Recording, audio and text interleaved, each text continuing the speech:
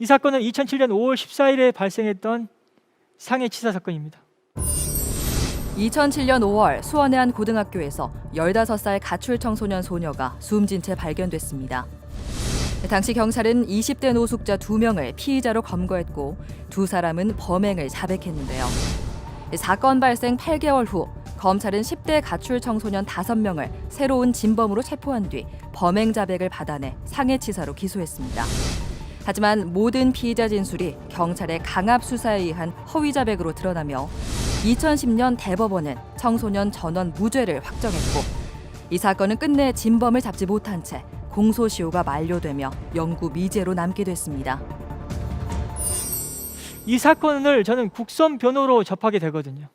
사람을 때려 죽였다라고 허위 자백을 하고 재판을 기다리던 아이가 구치소에서 자신을 돌봐줬던 선생님에게 보낸 편지의 일부입니다. 저희가 아무리 가출해서 훔치고 어쩌다 싸우고 그러지만 양아치처럼 살았지만 저희가 정말 사람을 죽인 거라고 생각하는 사람 많겠지만 선생님만은 저희를 믿어주셨으면 좋겠어요 라고 경기도 청소년 상담복지센터 선생님에게 이런 편지를 보냈습니다. 이 아이에게는 아버지가 있었는데 아버지에게는 이 편지를 보낼 상황이 안 됐던 겁니다. 가출 청소년이었고 가정이 해체된 집안의 아이였습니다. 이 편지를 받아든 선생님들이 저를 찾아왔던 거예요. 그때만 해도 다른 사건들이 많아가지고 또 7명이 사람 죽였다는 자백을 한 사건인데 이게 뭐가 문제가 있겠어라는 그런 선입견 때문에 이 사건이 문제되는 사건이라는 걸 알지 못했습니다. 근데 선생님들이 이 편지를 받아 들고 와서 이 아이들 좀 억울할 것 같은데 좀 도와달라고 호소했던 겁니다. 이 선생님들은 퇴근 후에 6시에 저희 사무실로 출근해서 자정 무렵까지 일을 하고 왔습니다. 매일같이 하루도 빠짐없이 사건 기록을 검토하고 정리해 갔습니다. 선생님들이 검토하고 정리한 자료들이 제게 주어졌고 저는 그 자료를 요약된 자료를 보고 이 아이들이 억울할 수 있겠다라는 생각을 하게 됩니다. 참 부끄러운 얘기죠. 이 선생님들의 노력 덕분에 수원 노숙소녀 사건에서는 재심과 무죄 판결이 가능했던 겁니다. 선생님들이 법원에 제출한 탄원서의 일부입니다. 이번 사건을 통해서 아이들은 억울함도 있지만 얻은 것도 있다고 합니다. 자신은 세상에서 가족에게 버려진 존재라고 여겼는데 자신과 혈연관계도 없는 주변의 사람들이 가족들은 한 번도 찾아오지 않는 법정에 처음부터 끝까지 함께 해줄 뿐만 아니라 자신의 결백을 위해 애써주는 것을 보고 세상에 대한 신뢰를 받아들이고 있습니다. 그 신뢰를 바탕으로 자포자기하는 심정으로 살아왔던 삶을 다시 돌이켜 진로를 생각하고 나머지 인생을 더 이상 노숙이 아니라 정착된 생활로 나가려는 소망을 가지고 있습니다. 선생님들이 제출한 탄원서의 일부입니다. 벌써 10수년이 흘렀습니다. 이 아이들 20대 중후반의 청년이 되어 있는데요. 아직도 인연을 이어가고 있습니다. 이 아이들 그렇게 썩 잘 살지는 못합니다. 아직도 팍팍합니다. 하지만 이 아이들과 계속 인연을 이어가면서 세상에 대한 신뢰를 다시 잃지 않게끔 저도 더 노력하겠습니다. 1988년 9월 경기도 화성의 한 농가에서 여중생이 강간 살해당한 사건이 발생했습니다. 사건 현장에서 발견된 범인의 채모를 통해 혈액형 B형 그리고 용접공인 남성 등으로 용의 선상이 좁혀졌습니다. 이에 B형의 농기계 수리센터에서 일하던 윤 씨가 유력한 용의자로 지목됐는데요. 당시 경찰은 비과학적 수사로 윤 씨를 연행해 가혹행위를 하며 허위 자백을 받아냈고 윤 씨는 무기징역을 선고받았습니다. 그러나 2019년 9월 부산교도소에서 복역 중이던 이춘재의 DNA와 이 사건의 DNA가 일치한다는 사실이 확인되면서 이춘재는 자신의 범행을 모두 자백했는데요. 20년간 억울한 옥살이를 한 윤 씨는 재심을 청구했고 2020년 1월 재심이 개시돼 현재 재심 공판이 진행되고 있습니다.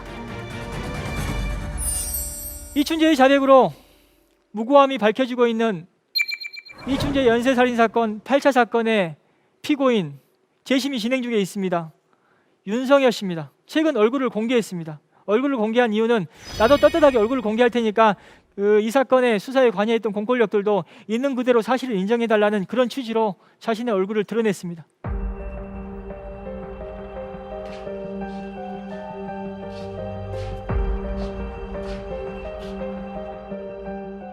이분이 경찰서에 연행됐을 때 찍은 화면입니다. 다리의 장애 정도를 확인할 수 있죠. 이분은 소아마비 장애인입니다.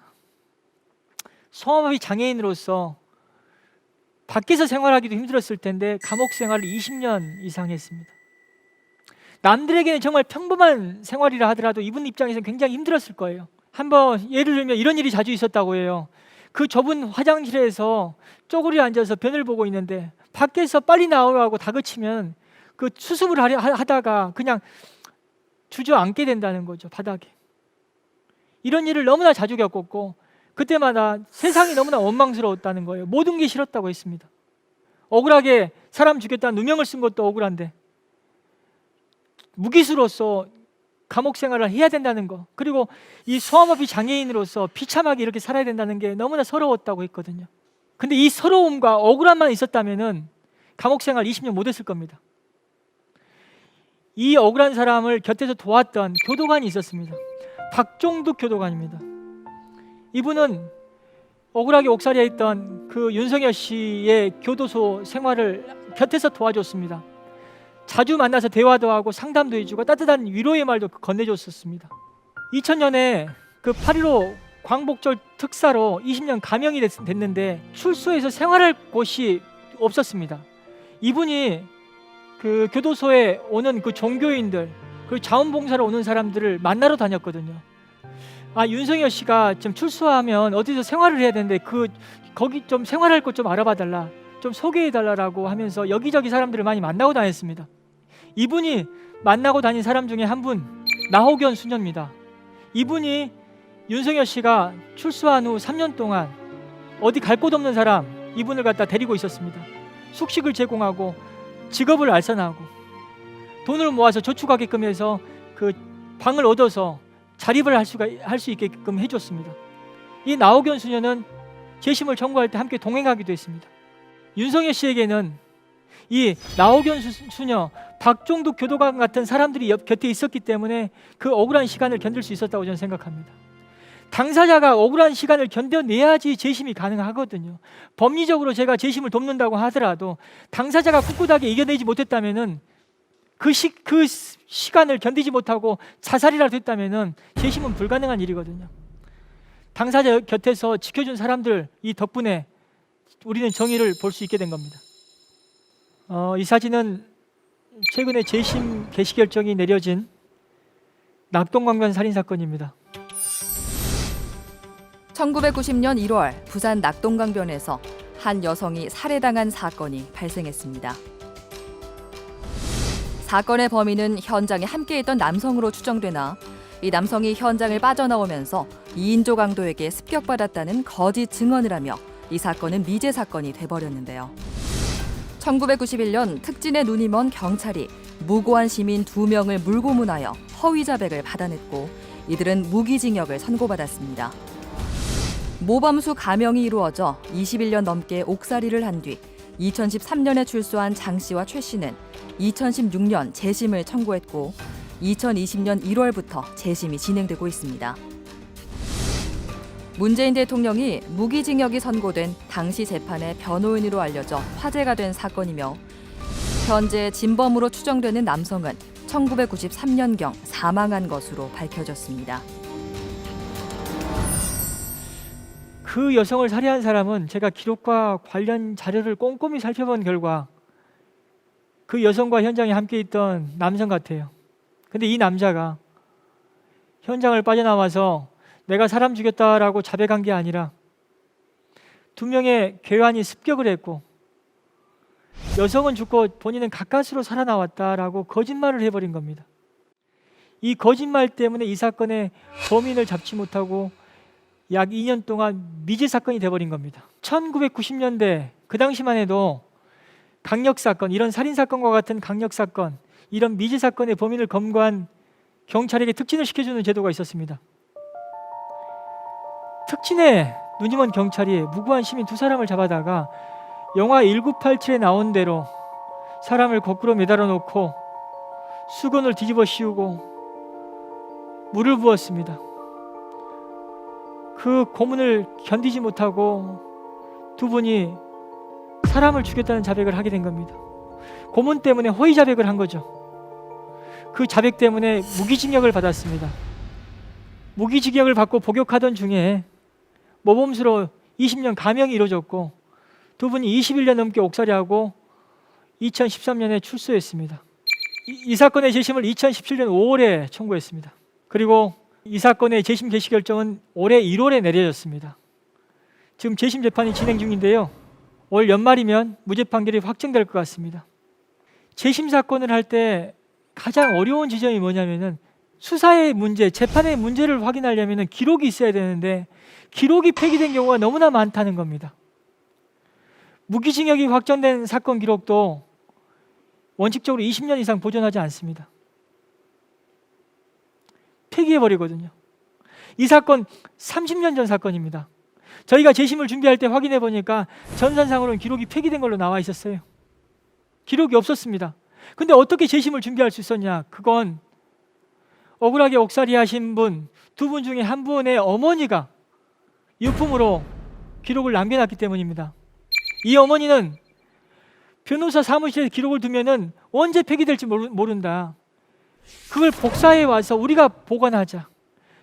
언제라도 억울함을 밝힐 수 있게끔 우리가 보관하자라고 하면서 기록을 다 복사했고 그 복사된 기록을 가지고 전국을 다녔던 겁니다. 자식의 억울함을 밝히기 위해서. 이 어머니 자식의 억울함을 밝히지 못하고 2003년에 돌아가셨습니다. 너무나 한이 맺혔겠죠. 돌아가실 때 눈을 뜬 채로 돌아가셨고 유언으로 내가 죽어서라도 내 자식 억울함 밝히겠다고 했습니다. 그리고 유품으로 이 기록을 남기고 돌아가셨습니다. 10년 후에 아들은 출소했습니다. 2013년에 출소해서 이 어머니가 남긴 이 유품을 들고 또 본인이 억울함을 풀기 위해서 여기저기를 다녔죠. 저를 만나게 됐고 저는 이 어머니가 남긴 기록을 근거로 해서 재심을 청구할 수 있게 된 겁니다. 어머니께서 기록을 남겨주지 않았다면 이 사건 재심 추진 어려웠을 겁니다.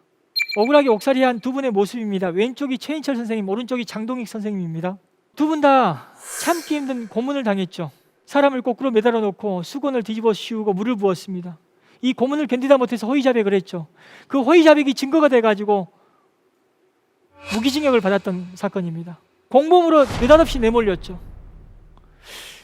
이 두 분의 관계가 미워하고 서로를 갖다가 이해할 수 없다며 멀리하는 어떤 그런 관계일 수도 있는데 재심을 준비하는 과정에서 이분은 함께했습니다. 서로를 의지하고 서로를 배려했습니다. 한 분의 어머니가 남긴 기록을 들고 다른 한 분이 여기저기를 다녔거든요. 이 두 분의 노력 덕분에 또 재심이 가능했습니다. 재심에서 가장 큰 힘은 당사자의 의지와 배려라는 생각을 하게 됩니다. 이 사진은 한 검사가 자신이 기소한 사형 판결을 받은 사람에게 사죄를 하는 장면입니다. 1983년 미국에 있는 한 주에서 발생했던 1급 살인 사건으로 글렌 포드, 지금 앉아있는 사람인데요. 글렌 포드가 사형 판결을 받게 됐고 그 글렌 포드를 기소했던 검사가 마티 스트라우트, 지금 손을 모으고 머리를 조아리는 검사입니다. 자신이 기소했던 그 사형수를 만나러 갔고 그 앞에서 고개를 숙이고 사죄했습니다. 무슨 일이 있었냐? 진범이 따로 있다는 사실이 밝혀졌거든요. 너무 죄송하다. 내가 너무 오만했다. 내가 정의 실현보다도 이기는데 너무 몰두했다. 당신의 어떤 비참한 인생에 너무 미안하고 사죄한다라고 이렇게 반성했습니다. 근데 글렌 포드는 이 검사를 용서하지 못했습니다. 왜냐하면 시한부 삶을 살고 있었거든요. 실제로 얼마 있다가 죽었어요. 미안하지만 당신이 여기 찾아온 건 고맙지만 난 당신 용서 못한다라고 했었습니다. 글렌 포드의 죽음 이후에 이 기구한 삶을 살다간 글렌 포드가 회자된 게 아니라 자신의 잘못을 고백하고 용서를 구한 이 스트라우트 검사가 더 회자됐던 거거든요. 이 스트라우트 검사 때문에 미국 사법권의 어떤 신뢰가 급격히 떨어졌다고 볼 수도 없습니다. 오히려 잘못을 인정하고 반성하는 모습으로 인해서 미국의 사법제도에 대한 신뢰는 더 공고해졌다고 저는 생각합니다. 우리나라에서 이런 어떤 멋진 장면을 볼 수 없을까? 저는 가끔 상상해봐요. 불가능한 일일까? 김훈의 자전거 여행이라는 책에 보면 망월동의 봄이라는 글이 있습니다. 저는 이세영 씨 사연에 주목했습니다. 이세영 씨는 1980년 5.18 때 총에 맞아서 다리를 절게 됩니다. 5월 18일 권투 선수 박찬희 선수의 타이틀 매치가 있었다고 합니다. 5회 KO로 이기는 걸 보고 기분 좋아서 친구들을 만나러 가는 길에 공수부대원들이 행진을 하는 모습을 봅니다. 야, 공수부대원들 정말 멋지구나. 멋있다. 군인 정말 멋있어. 이렇게 감탄하는데 갑자기 그 공수부대원들이 자신에게 달려들어서 때리기 시작합니다. 아무 이유 없이 맞았습니다. 그리고 그 사람들이 쏜 총에 사람들이 죽어나가는 걸 봤어요. 이건 아니구나. 어떻게 이런 일이 있을 수 있어. 도청 시위대열에 합류를 하게 됩니다. 5월 21일에 군인이 쏜 총에 맞아서 2발을 맞았습니다. 다리를 절게 됐습니다. 이세영 씨가 결혼해가지고 자식을 낳았는데 그 자식들이 이세영 씨에게 아버지 어쩌다가 다리를 절게 됐냐고 물어봤죠. 이세영 씨 뭐라고 답했겠습니까? 군인이 쏜 총에 맞아가지고 다리를 절게 됐다고 얘기했을까요? 얘기하지 않았습니다. 군인, 총 얘기 전혀 하지 않았습니다. 왜? 내 자식들이 대한민국 군인과 군대와 공권력에 대해서 미움과 증오를 가지면서 살기를 원치 않았거든요. 망월동의 봄, 삶 속에는 언제나 밥과 사랑이 원한과 취욕보다 먼저다. 재심 사건을 진행하는 과정에서 그 잘못된 수사와 재판으로 억울하게 옥살이 하신 분들, 본인의 삶이 파기된 분들입니다. 그 가족들의 삶까지 파기된 사람들이거든요. 그분들한테 용서를 얘기한다는 거, 용서해라, 사랑이 먼저다, 이런 얘기하는 게 굉장히 미안한 얘기이기도 하고 말 꺼내기가 쉽지 않습니다. 하지만 요즘 이 얘기를 자주 하고 다닙니다. 그 이유는 증오하면서 살아갈 수는 없는 것 아니냐. 용서를 통해서 그 사람이 더 깨우치게끔 할 수 있고, 또 용서와 깨우침을 통해서 우리 사회에 대립과 반목으로 우리 사회가 많이 분열되어 있는데 사랑을 얘기할 수 있고 관용과 용서, 이해와 배려를 얘기할 수 있는 것 아니겠냐. 이 긍정적인 가치에 대해서 우리가 이 재심 사건을 통해서 말해줄 수 있는 것 아니겠냐. 이게 우리가 연대에서 정의를 실현한 어떤 의미 중에 하나가 될 수 있지 않을까라는 그런 기대를 갖고 밥과 사랑이 원한과 치욕보다 먼저다라는 말씀을 드리고 있습니다.